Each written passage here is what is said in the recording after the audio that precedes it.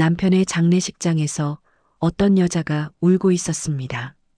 저보다 더 크게, 저보다 더 슬프게, 마치 유족처럼. 그 여자의 손목에는 남편의 시계가 채워져 있었습니다.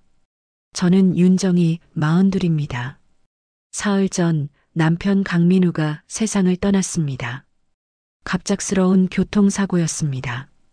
출근길에 트럭과 충돌했고 일주일의 혼수 끝에 눈을 뜨지 못했어요. 45. 너무 이른 나이였습니다. 장례식장은 국화 향기로 가득했습니다.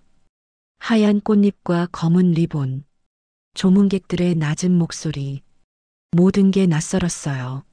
남의 일 같았습니다. 이게 정말 현실인가? 아침에 다녀올게 하던 남편이 이제는 영정 사진 속에만 있었습니다. 조문객들이 계속 들어왔습니다. 삼가 고인의 명복을 빕니다. 유가족분들께 위로의 말씀을 전합니다. 저는 기계처럼 고개를 숙이며 답했습니다. 감사합니다. 고맙습니다. 목소리가 나오지 않았어요. 입술만 움직였습니다. 회사 동료들이 왔습니다. 남편의 대학 친구들도 왔어요. 동네 이웃들도 찾아왔습니다. 모두 남편을 좋은 사람이었다고 말했습니다. 민우 씨 정말 착하셨는데 그렇게 좋은 분이 왜? 저는 울지 못했습니다. 눈물이 나오지 않았어요.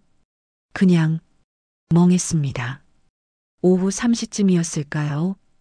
빈소문이 열리고 한 여자가 들어왔습니다.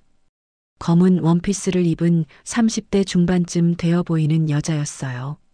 긴 머리를 뒤로 묶고 선글라스를 끼고 있었습니다. 여자는 영정 사진 앞에 섰습니다. 그리고 갑자기 무릎을 꿇었습니다. 오빠. 작은 목소리였지만 제 귀에는 선명하게 들렸습니다. 여자는 그대로 바닥에 주저앉아 흐느꼈어요. 어깨가 떨렸습니다. 온몸으로 슬픔을 표현했습니다. 주변 조문객들이 수군거렸습니다. 저분은 누구시지? 다음 날 아침 빈소는 조용했습니다. 이른 시간이라 조문객이 많지 않았어요. 저는 영정 사진 앞에 앉아 멍하니 있었습니다. 밤새 한숨도 자지 못했습니다. 눈을 감으면 그 여자가 보였어요. 이소연. 그리고 남편의 시계. 왜 남편 시계를 차고 있었을까? 생각할수록 불안했습니다. 오전 9시쯤 빈소문이 열렸습니다. 어제 그 여자 이소연이었습니다. 이번에는 선글라스를 벗고 있었어요. 부은 눈이 그대로 드러났습니다. 밤새 온 것 같았어요. 여자는 다시 영정 앞에 무릎 꿇었습니다. 한참을 그렇게 있다가 천천히 일어나 제게 다가왔습니다. 어제는 인사도 제대로 못 드렸네요. 괜찮습니다. 저 이소연이라고 합니다. 민우 씨 회사 동료였어요. 민우 씨. 남편 이름을 편하게 부르는 게 신경 쓰였습니다. 그러셨군요. 민우 씨가 정말 좋은 분이셨어요. 여자의 목소리가 떨렸습니다. 다시 눈물이 고였어요. 많이 도움받았거든요. 회사 일도 그렇고 개인적으로도. 개인적으로요? 여자가 고개를 끄덕였습니다. 네. 제가 힘들 때 많이 의지했어요. 민우 씨는 정말. 그 순간 여자가 남편을 다시 불렀습니다. 오빠가. 심장이 쿵 내려앉았습니다. 오빠? 회사 동료가 남편을 오빠라고 불렀다고요? 죄송한데요. 방금 뭐라고 하셨어요? 여자가 잠시 멈칫했습니다. 자신이 실수한 걸 깨달은 것 같았어요. 아, 죄송해요. 회사에서 다들 그렇게 불렀거든요. 민우 오빠, 민우 형 이렇게 변명처럼 들렸습니다. 그러셨군요. 어색한 침묵이 흘렀습니다. 여자가 손목의 시계를 만졌습니다. 제 시선이 그쪽으로 향했어요. 저기, 그 시계요. 여자가 깜짝 놀란 표정을 지었습니다. 아, 이거요? 네. 제가 잘못 본 게 아니라면 그건 제 남편 시계 같은데요. 여자의 얼굴이 창백해졌습니다. 이게 어떻게 가지고 계세요? 여자는 한참을 말하지 못했습니다. 손으로 시계를 감싸 쥐었어요. 민우 씨가, 아니, 오빠가 마지막으로 제게 주셨어요. 마지막으로요? 병원에서 의식 없을 때요. 간호사분이 전해주셨어요. 이소연 씨한테 줘라고 하셨대요. 믿을 수 없었습니다. 남편이 죽어가면서 제가 준 시계를 다른 여자에게 줬다고요? 그럴 리가 없는데요. 저도 처음엔 믿기지 않았어요. 근데 간호사분이 확실하다고. 왜요? 왜 당신한테 줬을까요? 여자가 눈물을 흘렸습니다. 지켜달라고 하셨대요. 이 시계를 소중한 사람에게 전해달라고. 소중한 사람? 네. 가슴이 답답했습니다. 숨이 막혔어요. 소중한 사람이 누군데? 나도 아니고 저 여자한테 시계를 맡긴 거야? 여자가 시계를 벗으려 했습니다. 돌려드릴게요. 제가 잠깐 맡아둔 거니까. 아니요. 그냥 차고 계세요. 하지만 남편이 준 거라면 이유가 있겠죠. 제가 알 수 없는 쓴웃음이 나왔습니다. 여자는 미안한 표정으로 고개를 숙였어요. 그때 여자가 가방에서 작은 종이컵을 꺼냈습니다. 커피였어요. 민우 씨 좋아하시던 커피예요. 제가 영정 앞에 놓고 가려고 종이컵을 보는 순간 또 한 번 충격을 받았습니다. 더블샷 아메리카노, 설탕 반 스푼. 여자가 중얼거린 말이었습니다. 그게 바로 남편이 즐겨 마시던 커피였어요. 설탕을 정확히 반 스푼만 넣는 독특한 취향. 저도 10년 넘게 같이 살면서 알게 된 건데 어떻게 저 여자가 알죠? 어떻게 그걸 아세요? 여자가 당황한 표정을 지었습니다. 그게 회사에서 커피 심부름 자주 했거든요. 설탕 반 스푼까지요? 네.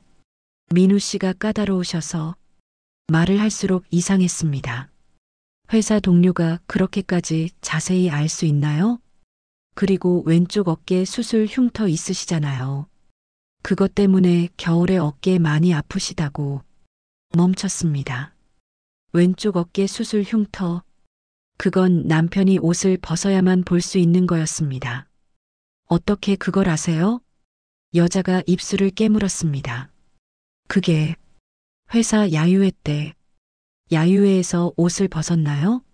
아니, 그게 아니라 민우 씨가 어깨 아프다고 해서 파스 붙여드린 적이 말하다 말고 여자는 고개를 떨궜습니다. 저는 아무 말도 할 수 없었습니다. 파스를 붙여줬다고요? 어깨에? 그때 빈소 밖에서 수군거리는 소리가 들렸습니다. 저 여자가 그 사람이구나. 쉿, 조용히 해. 유가족 계시잖아. 근데 진짜래. 보험금 수혜자가 저 여자래. 보험금 수혜자? 저는 귀를 기울였습니다. 3억이나 된대. 회사에서 다 아는 얘기야. 헐, 그럼 진짜. 맞아. 그래서 오늘 저렇게 온 거지. 양심은 있나 봐. 목소리가 점점 멀어졌습니다. 저는 이소연을 똑바로 쳐다봤습니다. 보험금. 뭔지 아세요? 여자의 얼굴이 하얘졌습니다. 그게 솔직하게 말씀해 주세요. 제 남편이 당신을 보험 수혜자로 지정했나요? 여자는 한참을 말하지 못했습니다. 그리고 천천히 고개를 끄덕였어요. 죄송해요. 세상이 무너지는 것 같았습니다. 3억? 남편이 저도 모르게 가입한 보험. 그리고 수혜자는 제가 아닌 다른 여자. 왜요? 그건 제가 설명하기 어려워요. 왜 당신이에요? 왜 아내인 제가 아니라 당신한테 3억을 남긴 거예요? 목소리가 떨렸습니다. 분노가 치밀어 올랐어요. 여자는 고개를 숙인 채 울기만 했습니다. 말씀해 주세요. 제발, 지금은 말씀드릴 수 없어요. 죄송해요. 여자는 그렇게 말하고 서둘러 빈소를 나갔습니다. 저는 그 자리에 서서 멍하니 있었어요. 남편의 영정 사진을 봤습니다. 웃고 있는 남편. 하지만 이제 그 미소가 낯설게 느껴졌습니다. 당신, 대체 누구였어요? 왜 나한테는 아무 말도 안 했어요? 왜 다른 여자한테 3억을 남긴 거예요? 질문들이 머릿속에 가득했습니다. 하지만 대답해 줄 사람은 이제 없었어요. 가족뿐인가? 저는 여자를 지켜봤습니다. 뭔가 이상했어요. 저보다 더 슬퍼 보였습니다. 저보다 더 무너져 보였어요. 10분이 넘게 여자는 그 자리에서 일어나지 못했습니다. 제 옆에 있던 신우이가 속삭였습니다. 형님, 저분 아세요? 아니, 모르겠어. 누군지 여쭤보는 게. 저는 고개를 저었습니다. 지금은 아무것도 하고 싶지 않았어요. 여자는 천천히 일어났습니다. 선글라스 너머로 눈물이 흘렀어요. 그리고 저를 향해 걸어왔습니다. 유가족분이시죠? 네. 여자가 고개를 깊이 숙였습니다. 죄송합니다. 너무 늦게 와서. 목소리가 떨렸습니다. 진심으로 슬퍼하는 것 같았어요. 괜찮습니다.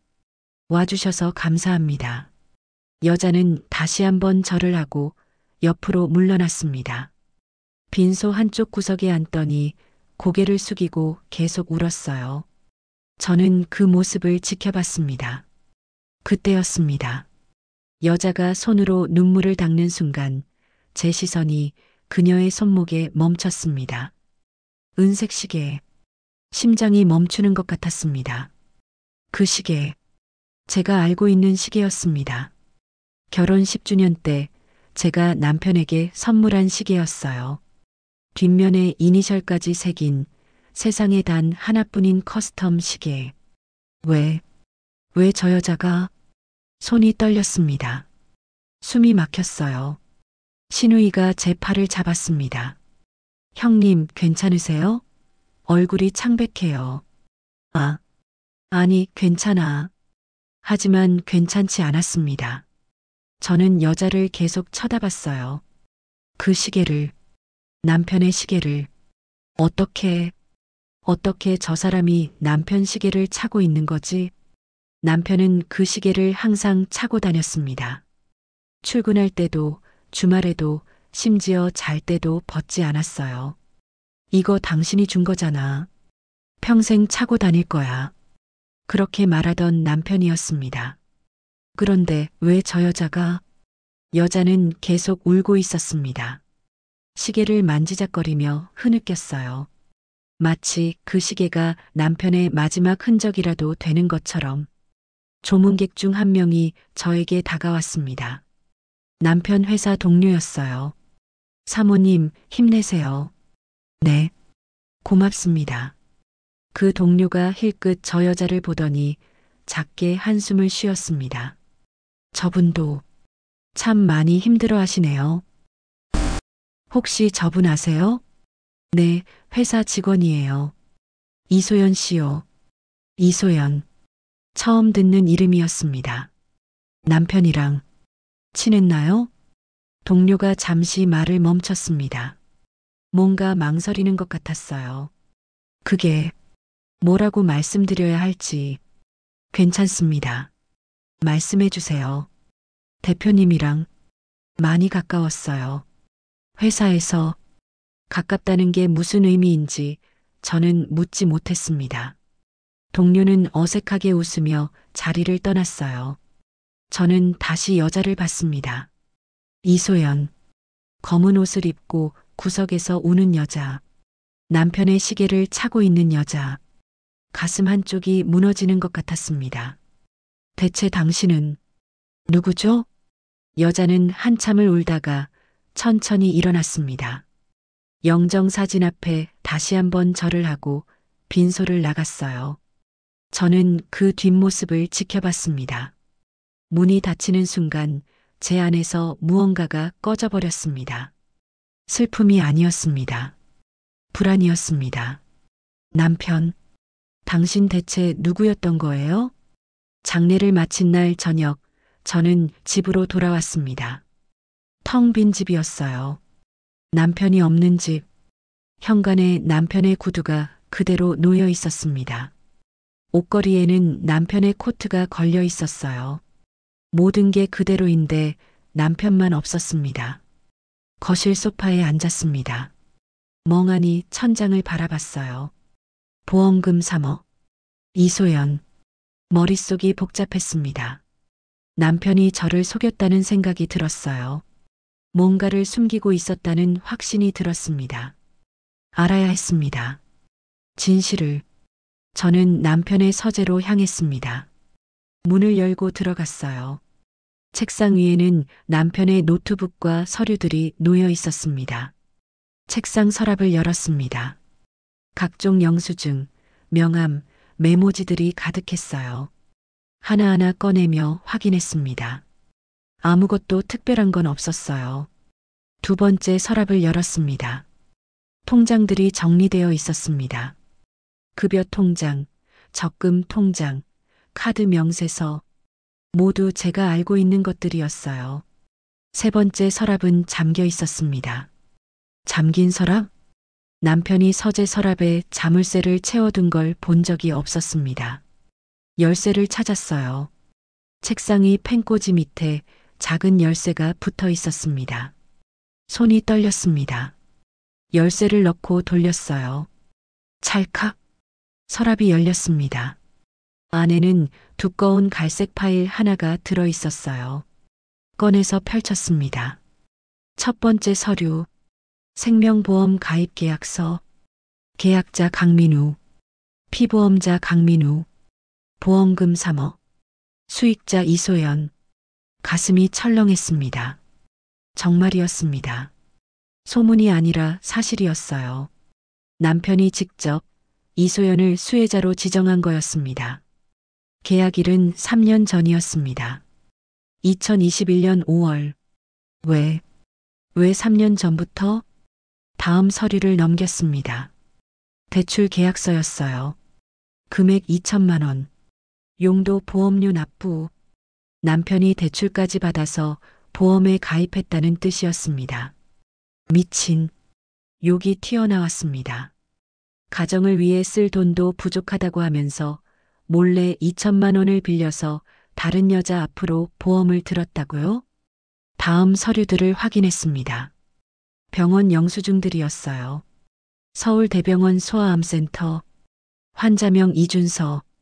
보호자 이소연. 날짜가 2년 전부터 최근까지 이어져 있었습니다. 매달 수백만 원씩. 결제자는 모두 강민우였어요. 이준서. 누구지? 이소연의 아들? 아니면 생각하기 싫었습니다. 파일 맨 밑에서 작은 휴대폰이 나왔습니다. 두 번째 휴대폰. 남편이 쓰던 폰이 아니었어요. 제가 본 적 없는 기종이었습니다. 전원을 켰습니다. 비밀번호를 요구했어요. 비밀번호가 뭘까? 남편 생일을 눌렀습니다. 틀렸어요. 제 생일. 틀렸습니다. 결혼기념일. 역시 틀렸어요. 그때 문득 떠올랐습니다. 병원 영수증에 있던 이름. 이준서. 0-6-1-5. 준서의 생일일지도 모른다는 생각에 눌러봤습니다. 띠링. 잠금이 풀렸습니다. 손이 떨렸어요. 왜 남편이 다른 아이 생일을 비밀번호로? 메시지 앱을 열었습니다. 가장 최근 대화는 소연이었어요. 스크롤을 내렸습니다. 오빠, 오늘 준서가 또 오빠 찾아요. 미안해. 오늘은 회사 일이 늦어져서. 괜찮아요. 준서한테 말할게요. 주말에 갈게. 준서 좋아하는 거 사갈게. 대화는 계속 이어졌습니다. 오빠 덕분에 준서가 많이 좋아졌어요. 다행이다. 우리 준서 꼭 이겨내야 해. 오빠가 없었으면 전 어떻게 됐을지. 그런 말 하지 마. 당연한 거야. 눈물이 났습니다. 우리 준서? 당연한 거? 남편은 대체 무슨 관계였던 거죠? 갤러리를 열었습니다. 사진들이 가득했어요. 첫 번째 사진. 남편과 이소연, 그리고 7살쯤 되어 보이는 남자아이가 함께 웃고 있었습니다. 공원 같았어요. 세 사람이 벤치에 나란히 앉아 있었습니다. 아이가 남편 무릎에 앉아 있었어요. 남편은 아이를 안고 웃고 있었습니다. 마치 가족 사진 같았습니다. 다음 사진. 병원 복도. 남편이 아이를 업고 있는 모습. 다음 사진. 남편이 아이 손을 잡고 걷는 모습. 다음 사진. 세 사람이 식당에서 밥을 먹는 모습. 모든 사진이 가족처럼 보였습니다. 휴대폰을 쥔 손이 떨렸어요. 그때 휴대폰이 진동했습니다. 문자가 왔어요. 아빠, 보고 싶어요. 아빠는 왜 안 와요? 마이너스 준서. 휴대폰을 떨어뜨렸습니다. 바닥에 떨어진 휴대폰 화면에는 계속 문자가 표시되어 있었어요. 아빠. 그 아이가 남편을 아빠라고 불렀습니다. 이럴 수가. 주저앉았습니다. 바닥에 앉아 머리를 감싸 쥐었어요. 남편한테 다른 가족이 있었던 거야? 이소영과 그 아이가 남편의 또 다른 가족이었던 거야? 울고 싶었지만 눈물이 나오지 않았습니다. 분노도 슬픔도 아니었어요. 그냥 공허했습니다. 10년을 함께 산 남편. 저는 그 사람을 전혀 몰랐던 거였습니다. 휴대폰을 다시 집어들었습니다. 사진첩 맨 끝으로 갔어요. 마지막 사진이 있었습니다. 병원 침대에 누워있는 아이. 이준서. 머리카락이 다 빠져 있었어요. 항암 치료를 받는 모습이었습니다. 아이 옆에 남편이 앉아 손을 잡고 있었습니다. 사진 아래 메모가 적혀 있었어요. 준서야, 아빠가 꼭 지켜줄게. 약속해. 가슴이 찢어지는 것 같았습니다. 남편은 그 아이를 아들처럼 사랑했던 거였습니다. 아니, 어쩌면 정말 아들이었을지도 모릅니다. 파일을 다시 뒤졌습니다. 혹시 더 있을까 싶어서요. 맨 밑에서 작은 메모지가 나왔습니다. 남편의 손글씨였어요. 소연아, 미안하다. 정희에게는 비밀로 해줘. 준서 치료비, 내가 끝까지 책임질게. 보험금은 준서를 위해 써줘. 내가 없어도 준서는 꼭 살아야 해. 메모를 구겼습니다. 소리쳤어요. 왜 나한테는 말 안 한 거예요? 왜 혼자 결정한 거예요? 텅 빈 서재에 제 목소리만 울렸습니다. 대답은 없었습니다. 남편은 이제 없으니까요. 다음 날 저는 남편의 회사로 향했습니다. 진실을 알아야 했어요. 이소영과 준서, 그리고 남편의 관계를. 회사 로비에 들어서자 직원들이 저를 알아봤습니다. 사모님, 삼가 고인의 명복을. 모두 고개를 숙이며 인사했지만 시선을 피했어요. 총무팀으로 갔습니다. 혹시 이소연 씨 계신가요? 이소연 씨는 오늘 휴가입니다. 그럼 이소연 씨랑 친한 분 계세요? 직원들이 서로 눈치를 봤습니다. 아무도 대답하지 않았어요. 복도를 걷는데 사람들이 수군거렸습니다. 저분이 대표님 부인. 쉿, 조용히 해. 모두가 뭔가를 알고 있었습니다. 하지만 입을 다물고 있었어요. 남편의 사무실로 갔습니다. 책상 위에는 남편의 물건들이 그대로 있었어요. 사진 액자, 머그컵, 달력. 서랍을 열어보려는데 뒤에서 목소리가 들렸습니다. 사모님. 돌아보니 30대 초반의 남자 직원이었어요. 저 김대리라고 합니다. 대표님 밑에서 일했습니다. 네, 안녕하세요. 김대리는 조심스럽게 문을 닫았습니다. 사모님, 궁금하신 거 있으시죠? 네. 이소연 씨에 대해서요. 김 대리가 한숨을 쉬었습니다. 다들 입 닫으라고 해서 말씀드리기 어렵습니다만 제발이요. 말씀해 주세요. 김 대리는 한참을 망설이다가 입을 열었습니다. 이소연 씨 아들 준서가 소아암이었어요. 알고 있습니다.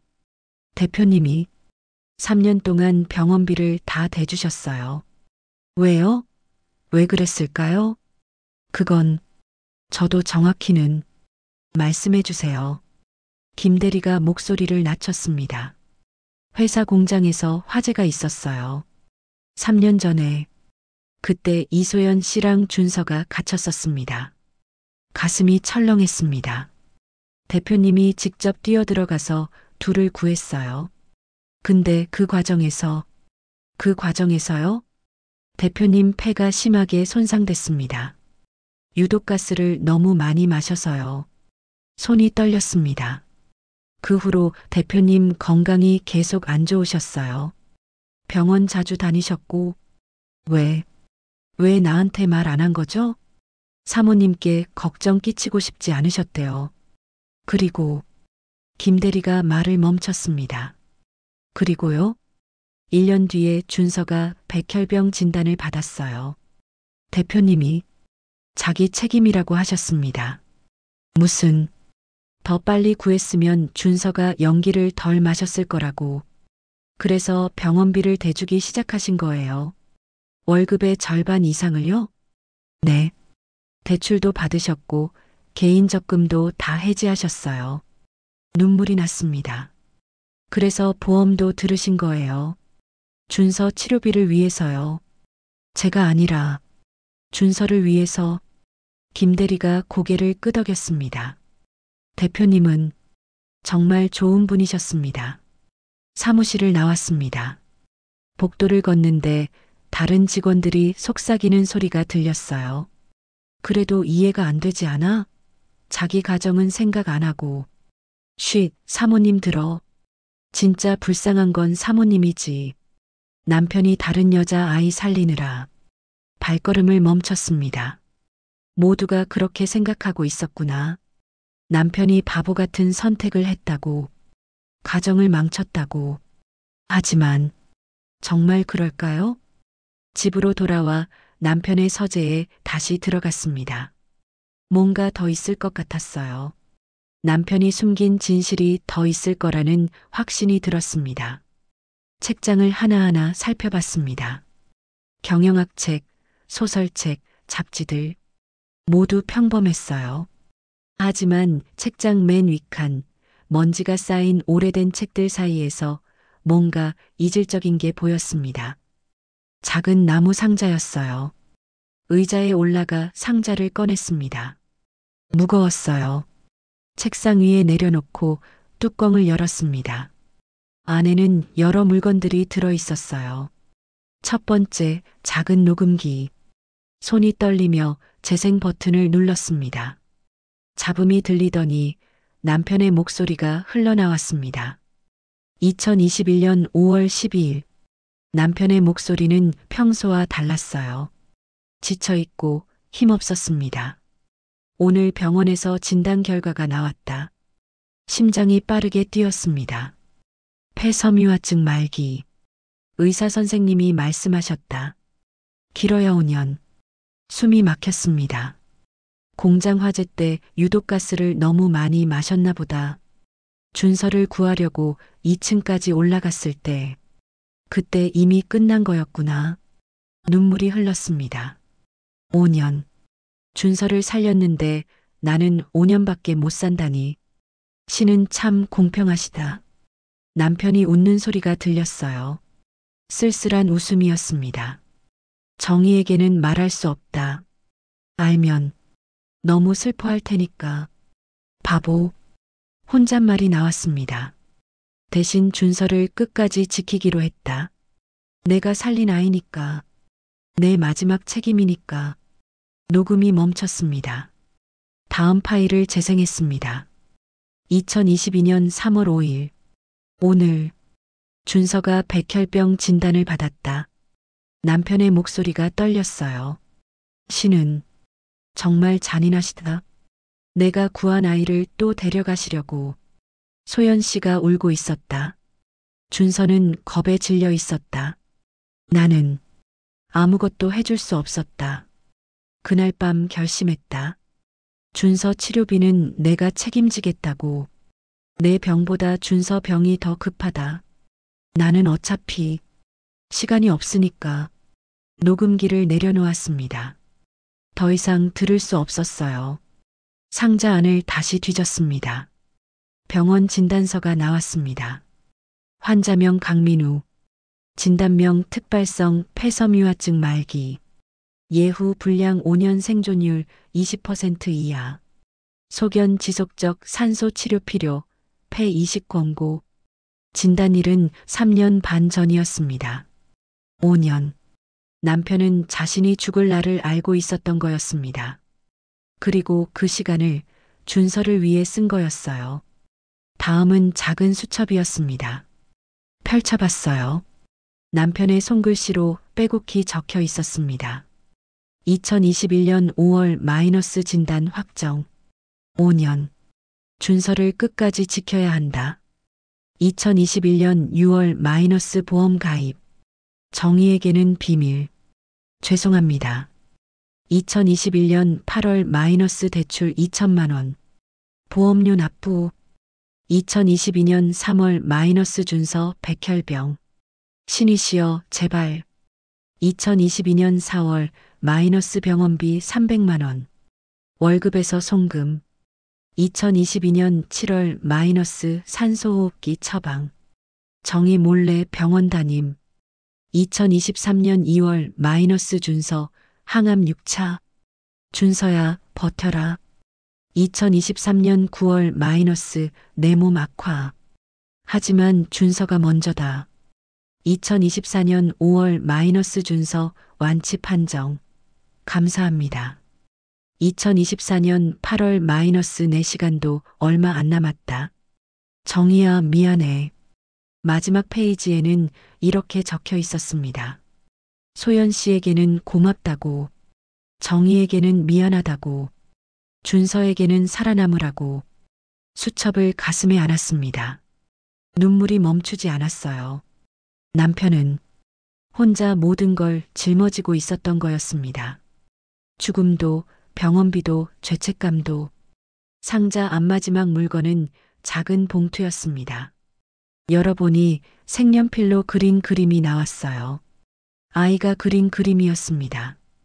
2명의 사람이 손을 잡고 있었어요. 하나는 어른, 하나는 아이. 그림 위에 삐뚤삐뚤한 글씨로 적혀 있었습니다. 아빠에게 마이너스 준서. 하트 모양이 가득 그려져 있었어요. 뒷면에는 또 다른 메시지가 있었습니다. 아빠 고마워요. 아빠가 나를 살려줬어요. 나는 아빠를 사랑해요. 그림을 내려놓고 울었습니다. 남편은 준서에게 아빠였던 거예요. 진짜 아빠처럼. 피는 섞이지 않았지만 사랑으로 이어진 아빠. 핸드폰이 울렸습니다. 모르는 번호였어요. 받았습니다. 여보세요? 사모님이시죠? 저 서울대병원 소아암센터 간호사 최은지입니다. 네. 혹시 시간 되실 때 병원에 한번 방문하실 수 있으세요? 무슨 일이신데요? 대표님이 남기신 물건이 있습니다. 전해드리고 싶어서요. 무엇을요? 간호사는 잠시 말을 멈췄습니다. 편지입니다. 사모님 앞으로 쓰신 편지요. 가슴이 철렁했습니다. 그리고 영상도 있습니다. CCTV에 찍힌 건데 제가 개인적으로 보관하고 있었어요. 사모님께서 꼭 보셔야 할 것 같아서요. 무슨 영상인데요? 직접 오셔서 보시는 게 좋겠습니다. 말로는 설명하기 어려워서요. 알겠습니다. 내일 가겠습니다. 전화를 끊었습니다. 남편이 남긴 편지, 그리고 CCTV 영상, 무엇이 더 남아있는 거지. 창밖을 봤습니다. 해가 지고 있었어요. 남편의 서재는 어둠 속에 잠겼습니다. 책상 위에 놓인 녹음기, 진단서, 수첩, 그림. 모두 남편의 마지막 흔적들이었습니다. 민우야. 이름을 불렀습니다. 당신은 끝까지 바보였구나. 하지만 그 바보 같은 선택이 한 아이의 목숨을 구했습니다. 그게 남편이었습니다. 사람을 살리는 사람. 병원에 가기 전에 저는 이소연에게 전화를 걸었습니다. 맞나요? 지금 당장. 목소리가 떨렸지만 단호했습니다. 이소연은 한참을 말이 없다가 대답했어요. 알겠습니다. 어디로 갈까요? 집 근처 카페로 올게요. 주소 보낼게요. 1시간 후 저는 카페에 앉아 있었습니다. 문이 열리고 이소연이 들어왔어요. 여전히 어두운 옷을 입고 초췌한 얼굴이었습니다. 그리고 손목에는 여전히 남편의 시계가 채워져 있었습니다. 마주 앉았습니다. 이소연은 고개를 들지 못했어요. 커피잔만 바라보며 입술을 깨물었습니다. 저는 먼저 말을 꺼냈습니다. 남편이 5년 시한부였다는 거 알고 계셨죠? 이소연이 깜짝 놀라며 고개를 들었어요. 어떻게? 녹음기를 찾았어요. 남편이 남긴. 이소연의 눈에 눈물이 고였습니다. 네, 알고 있었어요. 언제부터요? 처음부터요. 민우 오빠가 직접 말씀하셨어요. 이소연이 손수건으로 눈물을 닦았습니다. 화재 사건 후에 오빠가 저를 찾아왔어요. 병원 진단서를 보여주시며 말씀하셨어요. 소연 씨, 나 5년밖에 못 살아. 근데 괜찮아. 준서를 살렸으니까. 이소연의 목소리가 떨렸습니다. 저는 너무 미안했어요. 오빠 때문에. 오빠가 우리를 구하다가 왜 제게 말 안 하셨어요? 오빠가 부탁하셨어요. 사모님한테는 절대 말하지 말라고. 알면 너무 슬퍼하실 거라고. 가슴이 아팠습니다. 그리고 1년 후에 준서가 백혈병 진단을 받았어요. 이소연이 고개를 떨궜습니다. 저는 무너졌어요. 준서를 겨우 살렸는데 다시 병이 생겼다는 게 신이 저를 벌주는 것 같았어요.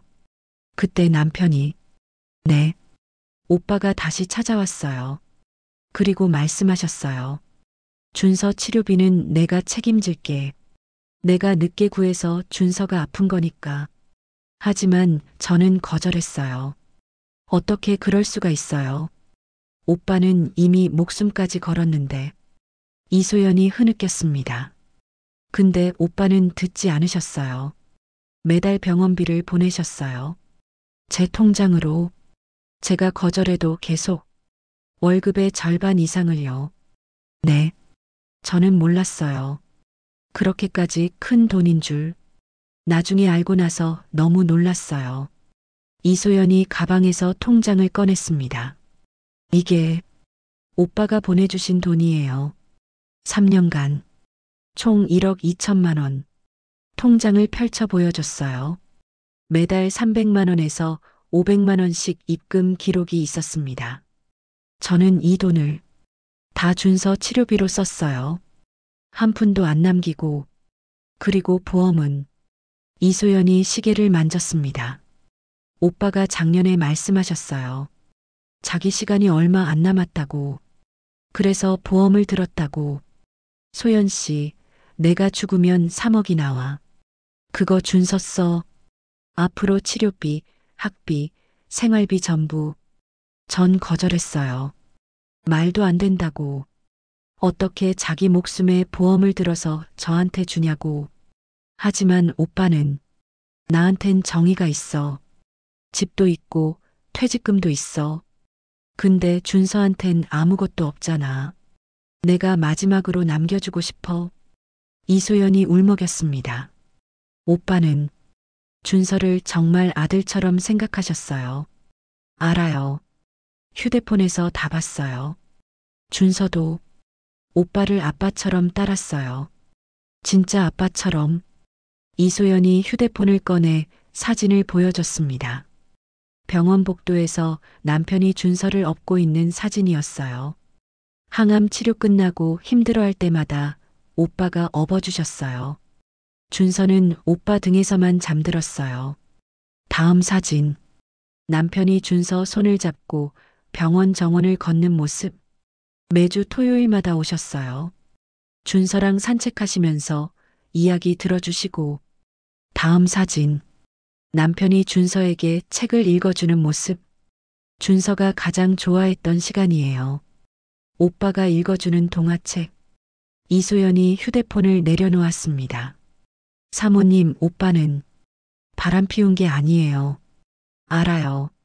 오빠는 그냥 사람을 살리고 싶었던 거예요. 준서를, 자기가 살린 생명을. 이소연이 시계를 벗었습니다. 이거 돌려드릴게요. 시계를 테이블 위에 놓았어요. 오빠가 병원에서 제 손에 쥐어주셨어요. 준서한테 나중에 줘. 아빠가 지켜봤다고. 하지만 이건 사모님 거예요. 사모님이 오빠한테 선물하신 거잖아요. 저는 시계를 바라봤습니다. 남편이 평생 차고 다니던 시계. 하지만 이제는 준서에게 가야 할 시계. 아니에요. 이건 준서 거예요. 사모님, 남편이 준서한테 주고 싶었던 거라면 준서가 가져야죠. 시계를 다시 이소연에게 밀었습니다. 그리고 이소연이 가방에서 봉투를 꺼냈습니다. 이거 사모님 앞으로 쓴 편지예요. 오빠가 저한테 맡기셨어요. 봉투를 받았습니다. 손이 떨렸어요. 봉투 겉면에는 남편의 손글씨로 적혀 있었습니다. 정희에게 오빠가 말씀하셨어요. 제가 직접 전해드리라고. 그리고 이소연이 눈물을 흘렸습니다. 사모님한테 꼭 전해달래요. 미안하다고. 그리고 사랑한다고. 더 이상 참을 수 없었습니다. 저도 울었어요. 소리내어 울었습니다. 카페 안에 사람들이 저희를 쳐다봤지만 신경 쓰지 않았어요. 이소연도 함께 울었습니다. 두 여자가 한 남자를 위해 우는 모습. 하지만 이제는 알았습니다. 이소연은 제 적이 아니었어요. 남편을 사랑한 또 다른 사람. 아니, 남편에게 사랑받은 또 다른 가족. 한참을 울고 나서 이소연이 물었습니다. 사모님, 저를 용서해 주실 수 있으세요? 무엇을요? 오빠를 빼앗은 것이요. 고개를 저었습니다. 당신은 아무것도 빼앗지 않았어요. 하지만 당신과 준서는 남편이 선택한 또 다른 사랑이었어요.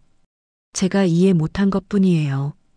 이소연이 다시 눈물을 흘렸습니다. 고맙습니다. 정말. 저는 봉투를 가슴에 안았습니다. 이제 읽어야 할 시간이었습니다. 남편의 마지막 말을. 다음 날 저는 서울대병원을 찾았습니다. 간호사 최은지 씨가 소아암센터 상담실에서 기다리고 있었어요.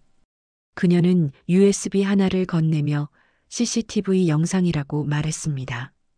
제가 왜 보관했냐고 묻자 간호사는 남편이 돌아가시기 일주일 전에 찾아와 부탁했다고 대답했어요. 이 영상을 제게 꼭 보여달라고요. 어떤 영상인지 물었습니다. 간호사는 직접 보는 게 낫겠다고 했어요.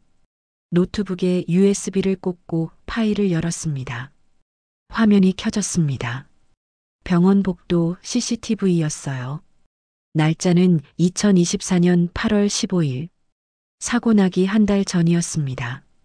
영상이 재생됐습니다. 복도 벤치에 남편이 앉아 있었어요. 산소호흡기를 코에 끼고 있었습니다. 저는 그 모습을 본 적이 없었어요. 남편이 산소호흡기를 하고 있었다는 것조차 몰랐습니다. 민우야. 화면 속 남편은 숨을 힘들게 쉬고 있었습니다. 가슴이 오르락 내리락 했어요. 그때 작은 아이가 복도 저쪽에서 뛰어왔습니다. 준서였어요. 아이는 남편을 보자마자 달려가 안겼습니다. 남편이 아이를 안아 올렸어요. 산소호흡기를 한 채로. 남편의 목소리가 따뜻했습니다. 아이를 바라보는 눈빛이 진짜 아빠 같았어요. 준서가 남편의 얼굴을 만지며 산소호흡기를 가리켰습니다. 남편은 웃으며 괜찮다고 숨쉬기 연습하는 거라고 대답했어요. 아이가 남편 무릎에 앉았습니다. 퇴원하면 놀이공원 가자고 조르는 모습이 보였어요. 남편은 고개를 끄덕이며 약속한다고 했습니다.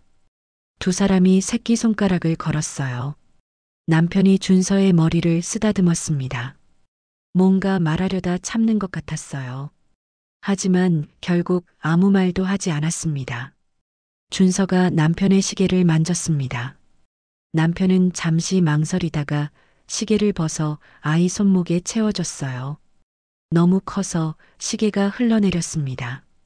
남편은 나중에 크면 딱 맞을 거라고 웃으며 말했어요. 나중에 아빠가 줄게. 약속? 준서가 활짝 웃었습니다. 남편도 웃었어요. 하지만 그 미소는 슬펐습니다. 이소연이 복도 저쪽에서 나타났습니다. 검사 시간이라고 준서를 부르는 모습이 보였어요. 남편과 이소연의 눈이 마주쳤습니다. 두 사람은 말없이 서로를 바라봤어요. 남편이 고개를 끄덕였습니다. 이소연도 고개를 숙였어요. 준서가 남편에게 다시 한번 안기며 다음 주에 또 오라고 말했습니다. 남편은 꼭 온다고 약속했어요. 하지만 그 약속은 지켜지지 못했습니다. 준서와 이소연이 복도를 따라 사라졌습니다. 남편은 그 자리에 그대로 앉아 있었어요. 한참을 앉아 있다가 천천히 일어났습니다. 복도를 걷는데 다리에 힘이 없는 것 같았어요. 벽을 짚으며 걸었습니다. 그리고 카메라를 향해 한번 고개를 들었습니다. 남편의 얼굴이 클로즈업 됐어요. 평온한 미소였습니다. 슬프지만 후회 없는 미소. 영상이 끝났습니다. 저는 화면을 멍하니 바라봤어요. 간호사가 조용히 말했습니다. 남편이 마지막까지 준서만 생각했다고요. 준서가 완치 판정받은 날 남편이 너무 기뻐했다고 했습니다. 마치 자기 아들이 낳은 것처럼요. 그리고 그날 남편이 말했다고 합니다. 이제 제 할 일은 다 한 것 같아요. 가슴이 아팠습니다. 그 말의 의미를 이제는 알 것 같았어요. 간호사가 서랍에서 또 다른 봉투를 꺼냈습니다. 준서 앞으로 된 편지라고 했어요. 나중에 준서가 다 크면 꼭 전해달라고 남편이 부탁했다고 합니다. 봉투를 받았습니다. 준서에게라고 적혀 있었어요. 간호사는 남편이 정말 좋은 분이었다고 말했습니다. 준서한테도 저한테도요. 저는 이제야 알았어요. 남편이 어떤 사람이었는지. 밖으로 나왔습니다. 가을 하늘이 맑았어요. 손에 쥔 두 개의 봉투. 하나는 저에게, 하나는 준서에게. 남편의 마지막 말들. 이제 읽을 준비가 된 것 같았습니다. 집으로 돌아와 저는 남편의 편지를 펼쳤습니다. 떨리는 손으로 봉투를 뜯었어요. 정희에게 이 편지를 읽을 때쯤이면 넌 아마 나를 원망하고 있을 거야. 왜 말하지 않았느냐고. 왜 혼자 결정했느냐고. 미안해. 나는 비겁한 남편이었어.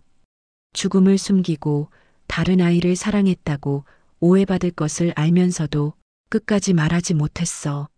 하지만 정희야, 준서는 내가 살린 아이야. 불 속에서 꺼낸 생명이야. 그 아이가 1년 뒤에 백혈병 진단을 받았을 때 나는 신이 나를 시험한다고 생각했어. 끝까지 책임질 수 있느냐고. 나는 예스라고 답했어. 보험금 3억은 내가 아니라 준서를 위한 거야.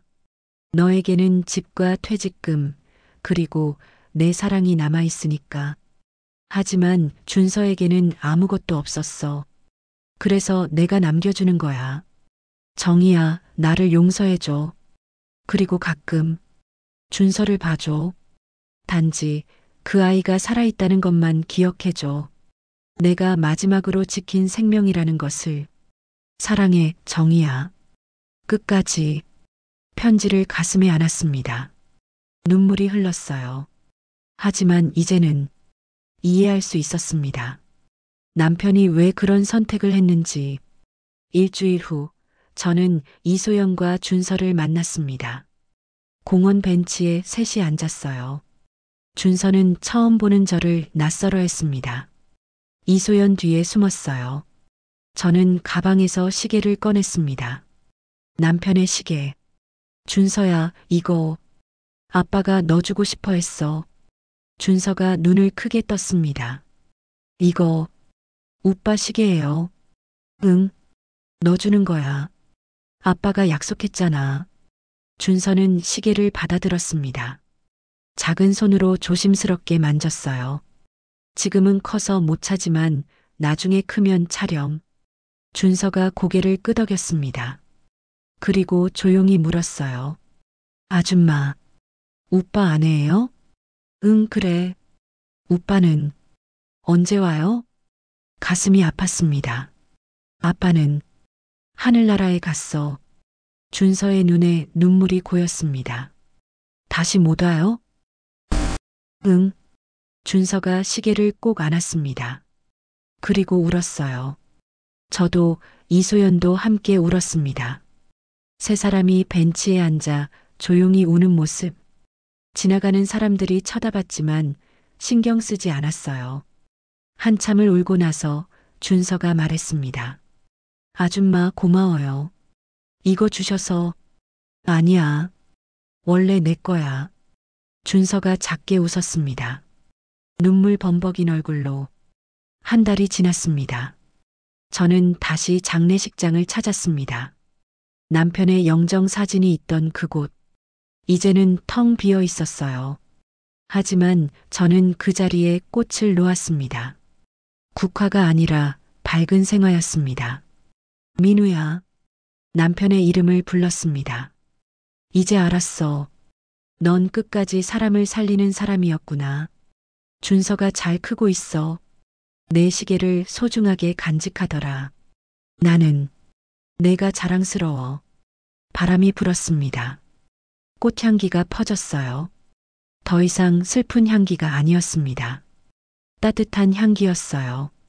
저는 미소 지으며 돌아섰습니다. 남편이 남긴 사랑.